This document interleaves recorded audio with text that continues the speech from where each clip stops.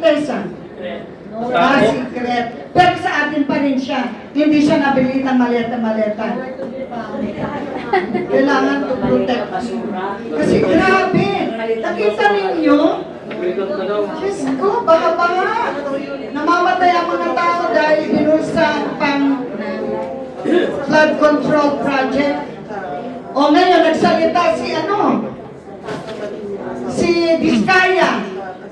Ngayon, dahil nagsalita, ikukulong din nila. Bakit kaya yung namumuno, hindi nila questionin? Dahil hindi naman mangyayari lahat ng ito kung di siya pumirma. Diba? President, hindi lahat ito mangyayari kung hindi ka nag-sign. So you are very aware sa kagaguhang ginawa ninyo sa mamamayang Pilipino. Aantayin ba ninyong mamatay lahat dahil sa baha? Diba yung unang pagtupo mo, unang pinirmahan mo, yung PACC, para, diba, giniba ka agad yun. Tapos, binyanta ka agad ang ginto sa Central Bank. Dahil ang mga Pilipino, binoto siya dahil, uy, boto natin si BBM, mamimigay yan ng ginto. O ano kayo, nabudol kayo. Naloko kayo ng ginto. Pagkaupo una, binenta ang ginto. Di ba pumunta pa ng Switzerland? Anong ginawa doon? O pag-uwi, binigyan ba kayo? Nga. Ako po talaga hindi ko siya binoto. Solid akong Duterte, pero kahit sabihin niya na iboto kung sino yung ka-unity niya, hindi ko siya binoto. Kaya sa mga bumoto na budol, ano hindi sinabi? Kaya po tama sa Attorney Mark, huwag tayong manood. Ayain natin ang unang kapamilya natin, kaya nandiyan ang asawa ko, andyan ang anak ko. Dahil pag hindi tumupad, di hiwalay ang puti sa kulot, di ba? Kasi dapat, manindigan tayo sa tama. Ayain natin ang kapitbahay, nakapwa marites ninyo, mga kaibigan.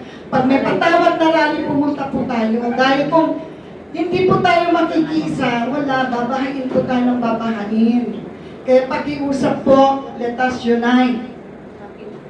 Yung anak ko may excuse na ngayon kasi syempre, working girl na siya. He is under the care of Attorney Mark Tolentino. Kaya, pray in the future, maging magaling din na lawyer ang anak ko.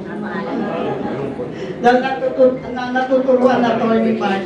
Okay, now let's hear from another lawyer. O, kita nyo, puno tayo ng lawyer. Kaya mga brothers, huwag kayong matakot.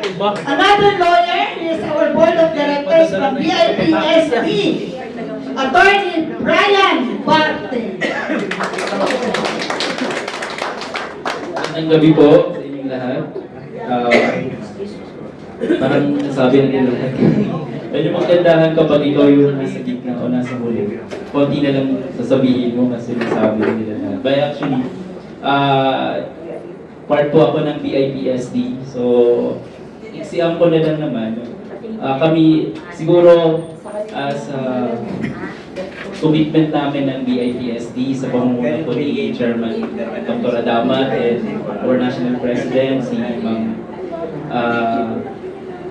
Ma'am Dang Imperial. And siguro doon sa commitment namin na we are really promoting yung or pursuing yung sinasabi natin na accountability, transparency, and justice para magkaroon tayo ng totoong sustainable development. Kasi kung wala yung mga importanteng elemento na yon, ay yung mga bagay na yon, paulit-ulit at paulit-ulit na mangyayari kung anong meron tayo ngayon.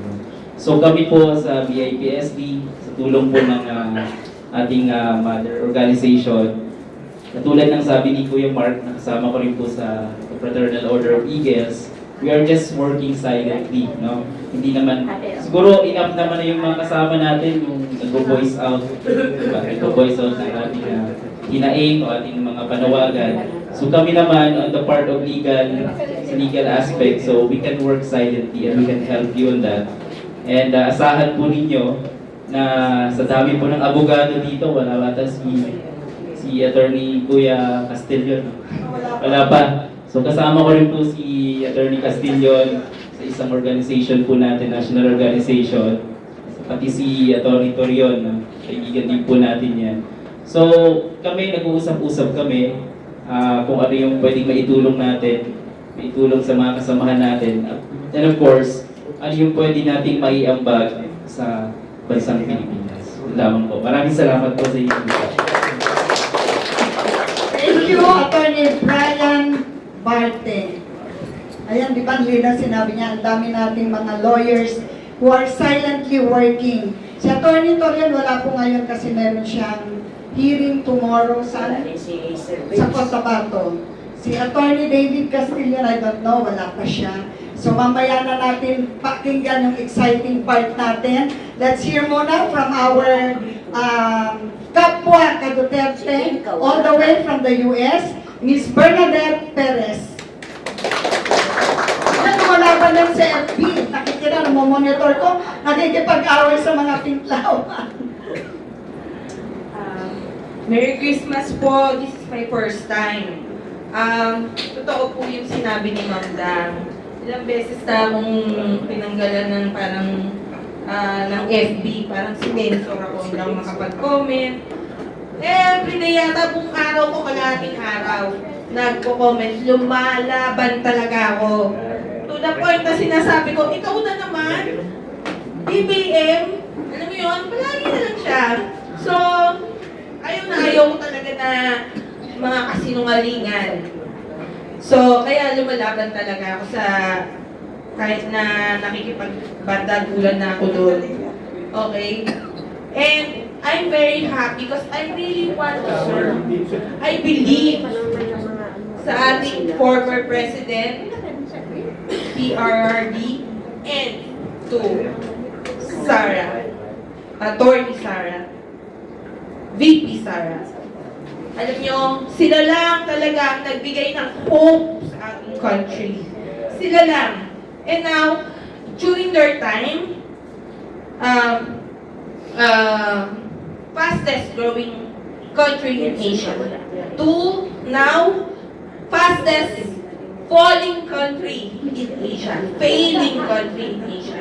So, I really want to serve kahit ano po, mag-repack, gumawa ng choreography, marunong po akong magsayaw. Marunong akong magturo ng sayaw. Masipag po ako, patient, okay? So, yun lang po ang ibibigay ko yung oras ko. Kasi, I still believe na may pag-asa pa. Ha? So, let's go and rally behind our VP, Sara Duterte. Thank you, our dear Miss Quebec.